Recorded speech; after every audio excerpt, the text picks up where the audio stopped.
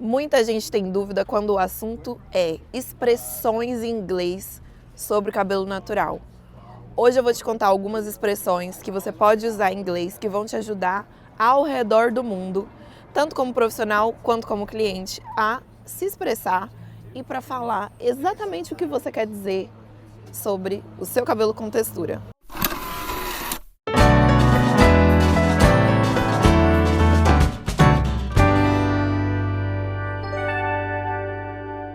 Esse é o Suntalks número 17 e eu tô aqui na Filadélfia.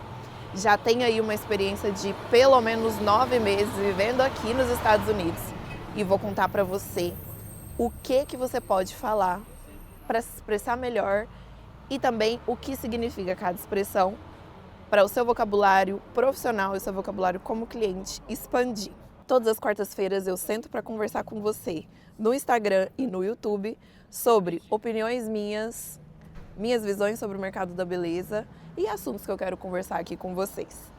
Vamos lá, separei aqui para vocês categorias de expressões, que vai ser textura, rotina, diagnóstico e problemas que você pode ter ali com o seu cabelo, que você queira dizer, e sobre corte. Além disso, algumas expressões que são usadas em serviços de mechas. Vamos lá, porque a gente completa mesmo, nós somos completas. Vamos lá, primeira expressão, curl pattern. Curl pattern. O que quer dizer pattern? Quer dizer textura. Então, quando você vai ver alguns vídeos ou conversar com profissionais especializados em cabelo cacheado, normalmente eles usam essa expressão pattern, curl pattern, para falar sobre a textura. No Brasil, por exemplo, é muito comum eu atender, às vezes, clientes que têm 5 tipos de textura na mesma cabeça. Então, uma coisa que tem muito aqui nos Estados Unidos são as clientes que têm, às vezes, um tipo de textura. É menos comum elas terem vários tipos de textura na mesma cabeça. Mas, mesmo assim, eu posso dizer que uma cliente no Brasil pode ter até 5 curl patterns. Então, pode ser um cabelo crespo aqui na frente, um cabelo mais ondulado atrás, um cabelo mais cacheado na nuca. E aqui elas se expressam como curl pattern. Poderia ser também aqueles números que a gente sabe que é 2, 3 e 4. 2 ABC, 3 ABC, 4 ABC. Então, tudo isso fica no universo dessa expressão curl pattern.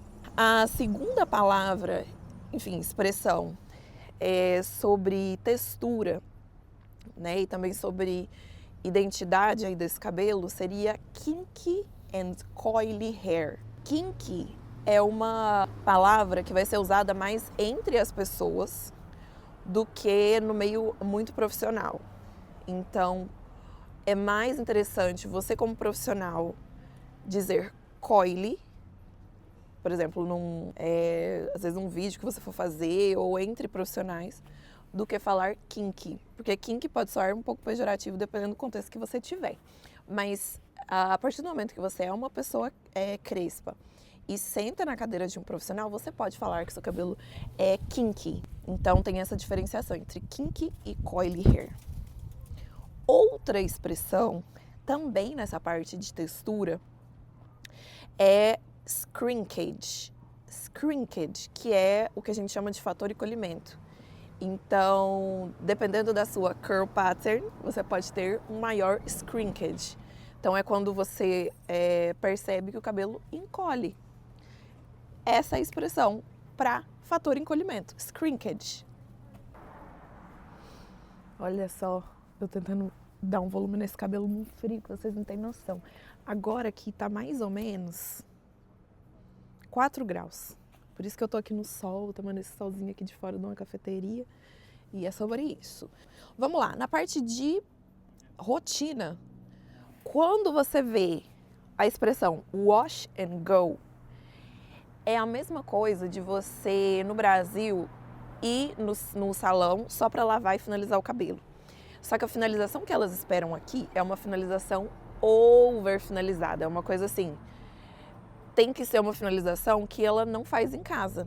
Uma grande diferença do mercado americano para o mercado brasileiro nesse sentido de salão é que as clientes aqui, elas não têm tanta experiência finalizando bem o cabelo em casa. Por isso que aqui elas usam muito as wigs, que são as perucas, que aí já é outra expressão legal de você ter. Wigs, elas usam muitas extensões, extensions, elas usam muitos cabelos como se fosse um mega hair, mas algo que você pode modificar ao longo do tempo, né? Então, aqueles tic-tacs, enfim, que são extensões que você pode ir tirando e colocando à medida que você queira. Além disso, elas lavam o cabelo uma vez na semana.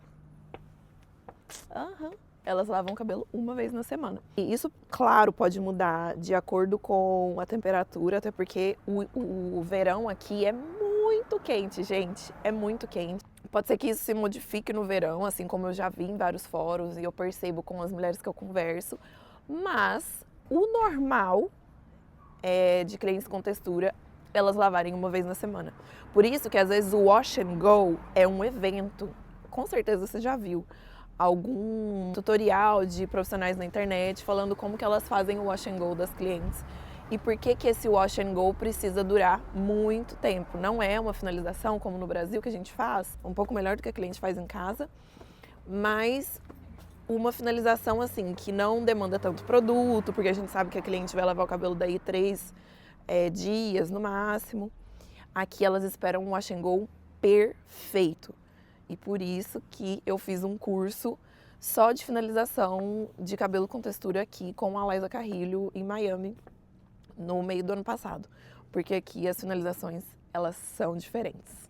Além do wash and go, tem muito, como elas usam o cabelo 7 dias na semana, esse cabelo ele precisa durar 7 dias. Só que não existe produto nesse mundo que vai durar 7 dias na cabeça de uma cliente, de uma pessoa, e em nenhum dia você vai ter que refazer alguma parte. Então, por isso que elas chamam a parte de refinalizar o cabelo de refresh. Refresh é o ato de você passar um produto de novo ou passar uma água para esse cabelo voltar a ficar finalizado, a ficar utilizável, né? Então, tem essas duas expressões em rotina, que é wash and go e refresh. Vocês lembram quando estava muito na moda e também foi algo que apareceu pra gente no Brasil, hidrofobia capilar? A hidrofobia capilar aqui, eles chamam de product build-up. Product build-up. Build-up, quando você vai construir uma coisa, chama build. Quando você começa um projeto, quando você vai construir materialmente alguma coisa, chama build. Então, a partir do momento que existe uma sobrecamada de produto em cima de produto, que é o que acontece quando você deixa de lavar o cabelo 7 dias e começa a fazer os refreshes, começa a refinalizar ele sem lavar, esses produtos começam a se acumular e aqui eles chamam de product build-up. Então é muito interessante isso, porque são coisas que a gente já vive no Brasil, só que numa expressão completamente diferente. Então, quando você ouvir essa expressão, você já sabe o que é. Quando a gente imigra, né, quando a gente muda de país, é muito comum o couro cabeludo dar uma estranhada na água e também o estresse de imigrar faz com que você fique mais estressada e perca um pouco de cabelo. No meu caso, eu perdi muito do meu cabelo por conta da dengue que eu sofri 1 mês antes de mudar pra cá. Não dei sorte, realmente. É muito comum a água dura daqui, que é uma água que tem muito calcário, fazer com que haja acúmulo de calcário no couro cabeludo, né, de metais pesados, e também faça com que aconteça a queda. A queda aqui chama shedding. Shedding. Então, quando você tá com uma queda persistente, etc, etc, chama shedding. Algo que eu acho muito interessante essa expressão, porque pode ajudar muita gente tanto a se expressar profissionalmente quanto a também conversar com as cabeleireiras, eventualmente se você for uma cliente brasileira sentando na cadeira de uma gringa.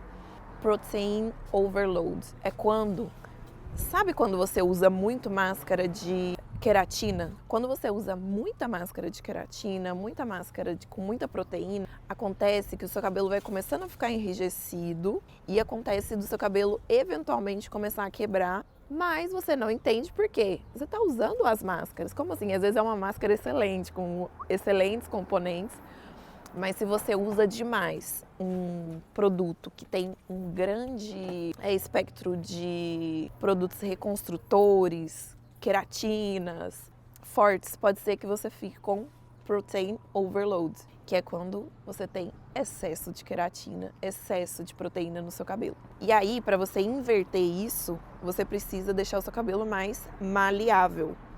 Você vai ouvir menos a palavra nutrition aqui nos Estados Unidos e ouvir mais a palavra moisture, que é quando você usa uma máscara que tem agentes hidratantes e umectantes o suficiente para deixar a fibra maleável de novo e combater esse overload, essa supercarga de proteínas. Interessante, né?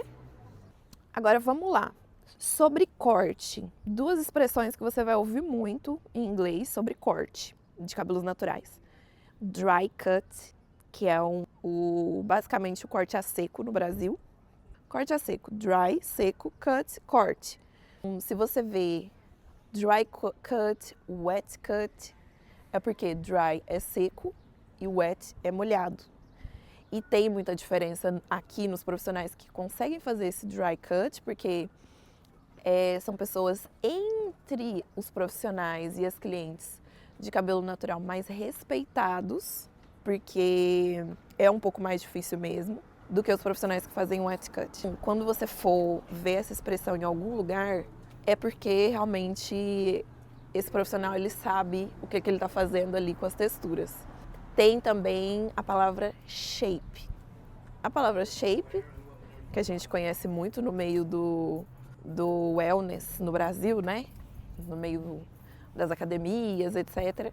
É o que diz mesmo. Shape é o formato do cabelo. O que você vai dar de formato para esse cabelo e como ele vai se apresentar depois que ele secar. Bom, expressões sobre cor, né? O serviço de mechas. Então tem partial highlights, que é o que eu já expliquei lá no meu Instagram um tempo atrás, que é quando a pessoa faz somente alguns pontos de luz entre retoques grandes de mechas. Então, você faz partial highlights, normalmente é só o contorno, o topo e a nuca, para você dar um tempo do cabelo crescer naturalmente e ficar bem, né? Você acaba conseguindo segurar melhor a saúde capilar, você consegue mais dimensão dessa cor, por dar esse tempo para o cabelo ir crescendo, enfim. Quando a gente fala de balayage, inclusive balayage é uma das técnicas que o Brasil é mais famoso, balayage. A mecha que a gente faz no Brasil é reconhecida em outros países como balayage porque tem duas assinaturas, a naturalidade da raiz e a naturalidade da cor no geral. Então mesmo quando a gente apresenta um loiro, é um loiro que combina bem com a pele da cliente, combina bem com o estilo de vida da cliente. Então, caso você não saiba, o Brasil é bem reconhecido por isso aqui de fora. Aqui, normalmente, as assinaturas de cor, elas são mais rígidas. O que eu tô querendo dizer com isso? As assinaturas de cor aqui, elas são mechas mais blocadas, cabelos com muita quantidade de cor. Então, a parte natural, a parte de toda a naturalidade que a gente tem é conhecida como balayage. E aqui também, esfumado de raiz, chama root shadow ou root melt, que é quando você pega o tonalizante e coloca na raiz da cliente para dar para não ficar marcado aqui na raizinha, principalmente quando você faz loiros muito claros ou cores que precisam ali desse polimento final ali da cor. Tem também uma diferença entre toner e gloss. Quando você vai tonalizar um cabelo, que é o que chama toner, quando você vai tonalizar é quando você coloca a cor, neutraliza ou evidencia, né? Por exemplo, você pode fazer uma mecha fundo de clareamento 8 e querer que ela fique um pouco mais acobreada. Você vai precisar de um tonalizante para fazer isso, porque no fundo 8 o cobre ele já foi quase todo embora. Então isso é tonalizar. Agora, se você for fazer um gloss, é quando a cliente ela tá com o cabelo tonalizado, vamos supor, você fez a mecha dela faz uns 3 meses, esse cabelo tá tonalizado, tá belíssimo. Ela só quer um glow a mais, ela só quer um brilho a mais de um dourado, ou ela quer um brilho a mais do cobre.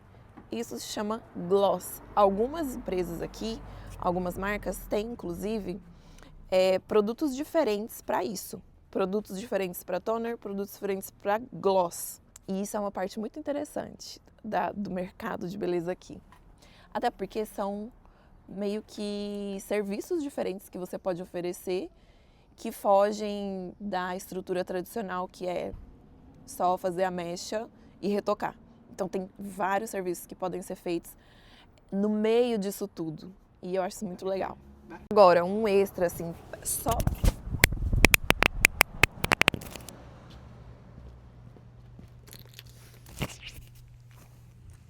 Essa foi nova. Olha aqui.